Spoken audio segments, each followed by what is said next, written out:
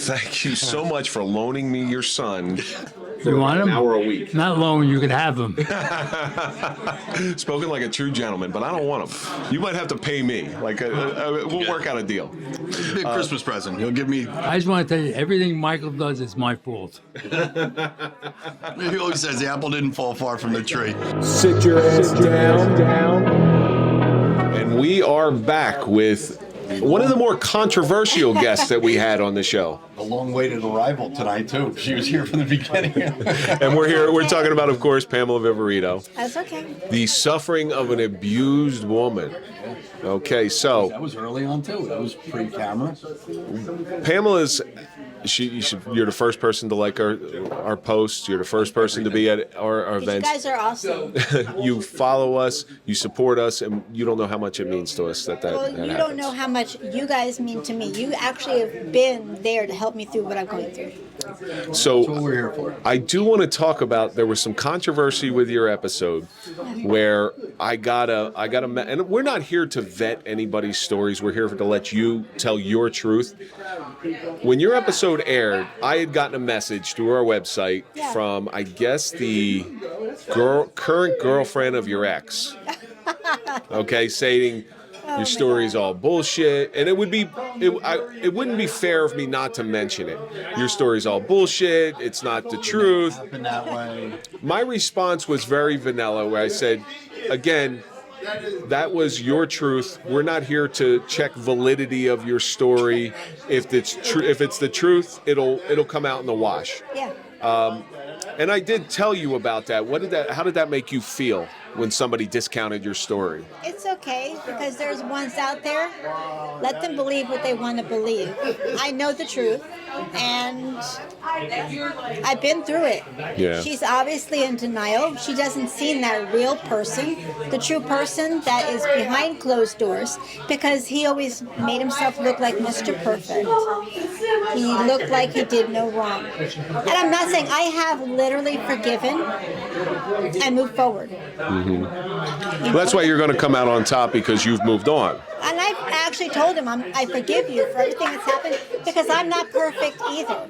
No one is perfect in life, but it happened, and it's a learning experience. I think God put me through certain things for reasons to learn from. I've said it many times. You're always in the right place. His toughest battles to his strongest soldiers. Yeah.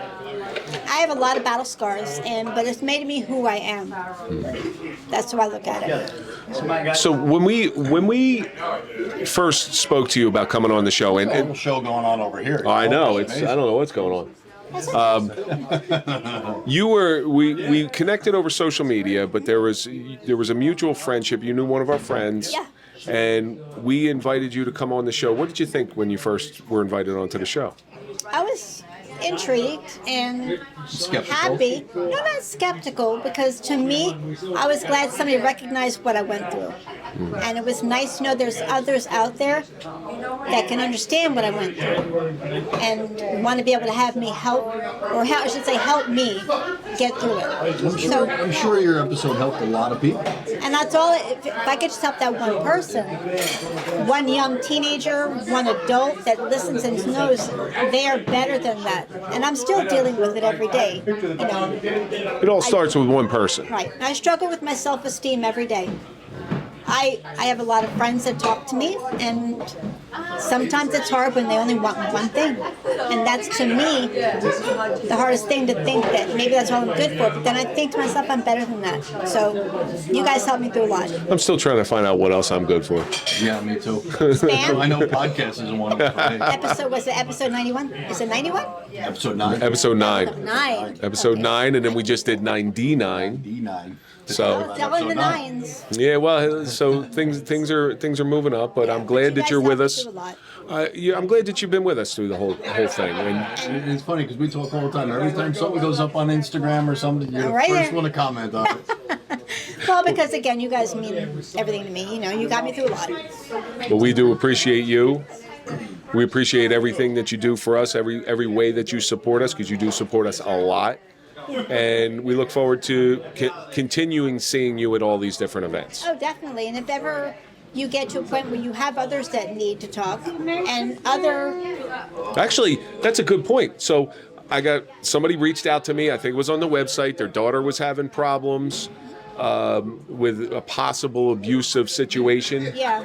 And I said, I can't help you, but I have somebody for you. And you did speak with them, correct? Just let me know. That's part of the family. What I'm there for. As long as I can help somebody, that's my goal. You're part of our family, and like we say all the time, we can't help everybody, but we know people that can help a lot of people in different ways these days. Exactly. Absolutely. And if it's just one person that can listen and get it, that's all that matters. Well, thank you so much for coming on tonight, and we look forward to Show great up in everything we do. That's okay. Thanks That's for what friends are for. We look forward to seeing you again in the future. It's time for the Suffering Podcast. This is one that I've been dreading because I was always expecting to get a punch in the mouth. And he should. You deserve From it. this If one. he punched you in the mouth, you deserved it. I would be like, okay, that's it. I got that. And we are sitting here with the Probably our biggest fan. correct, and that's Mr. Frank Failace. Thank you so much for loaning me your son. You want him? An hour a week. Not loan, you can have him.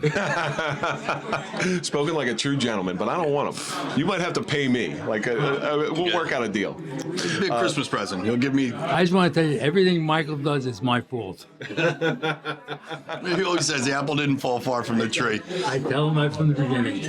I've known you as long as I've known Mike, because I used to work with your other son Frank, and I've watched. I've heard all the stories. I've heard everything about you. Mostly the Lemoore Days stories.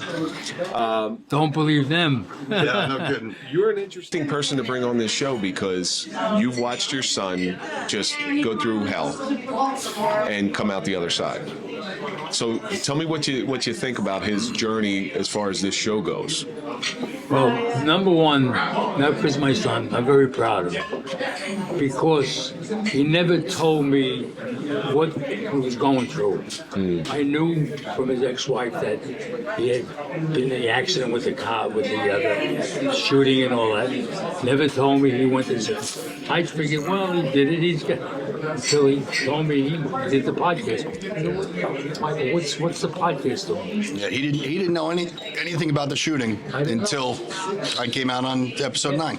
Because it was always three, it could have been 3 people. It was him, right? You, the Redwood cop, and the state trooper. Nobody told me who it was. So I figured, if he ain't gonna tell me, no. You're right. He's the one that's gonna live with. And I just got mad at him because why didn't you tell me? You're right. He knows that he can tell me anything. You know, you don't want to.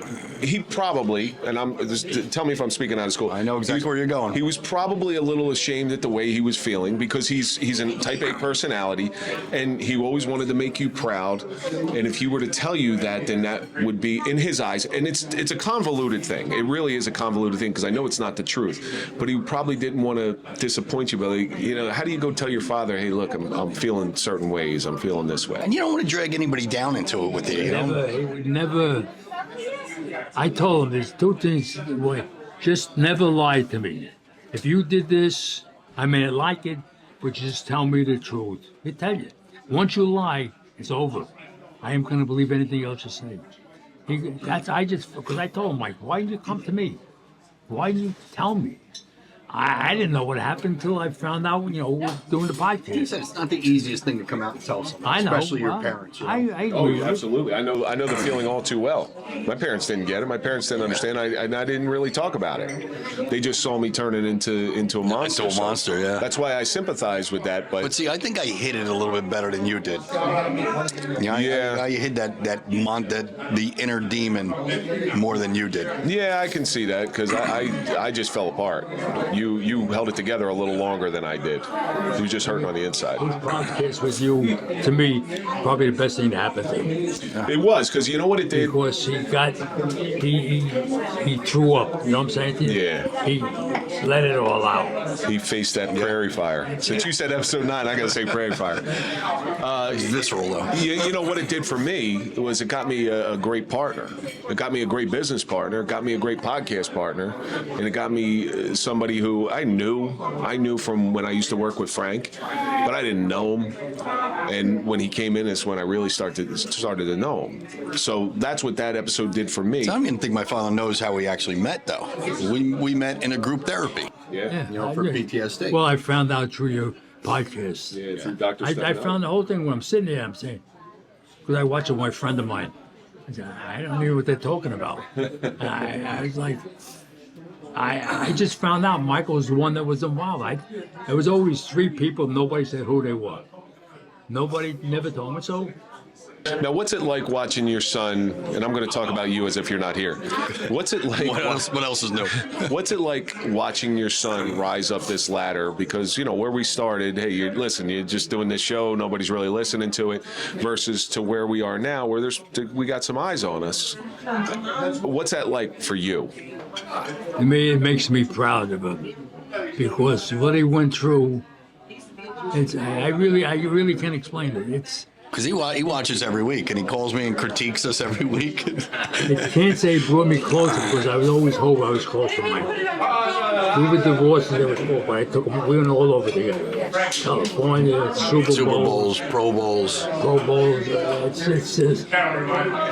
I can't say I was ever out of his life. Yeah. So it really, what I said, not to belabor it, the thing that hurt most is that I really didn't know the story.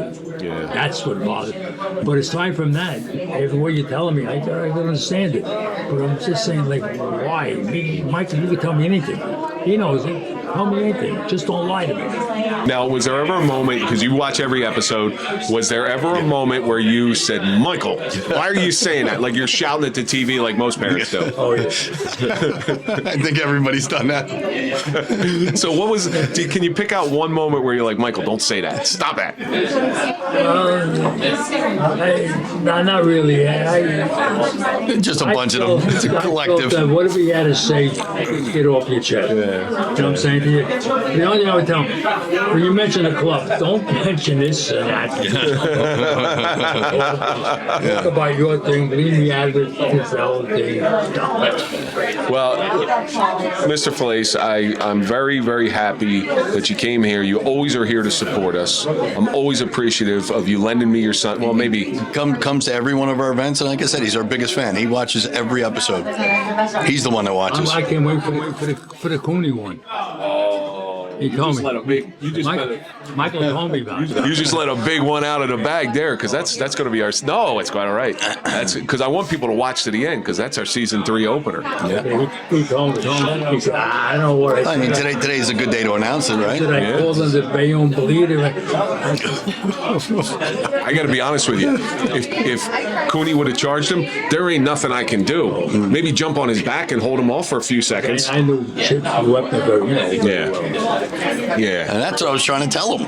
But it got tense. And I watched that episode, so I watched it to go through it, and it doesn't play well. It doesn't come across how tense it got in that studio. That's what he told me. It was I don't tense. understand why. It must have been like It was a trigger. a thing that I knew of. But I said, but everybody called it Bayonne Bleeder. I think Chuck is sick, and I think he saw that as a slight. I think it was a misunderstanding more than anything else. But I sat there and just spent 30 seconds to a minute trying to calm it down, because I thought he was going to walk out. Andrew's face cringed too. Oh, it was.